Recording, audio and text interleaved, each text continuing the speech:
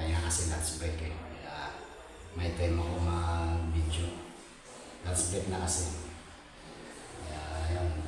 Pero nandito pa ako sa taas. Bababa pa lang ako ng wala. Tapos na ako dito mag-riyasa.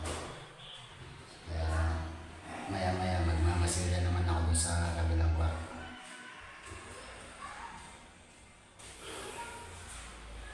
Medyo humihingal lang.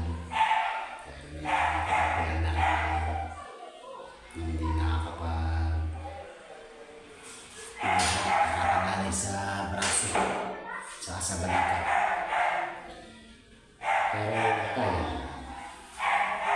Upo kasi ngayon sa trabaho ko kaya extra ako dito. Extra ako sa construction. Kaya nasa taas pa ako.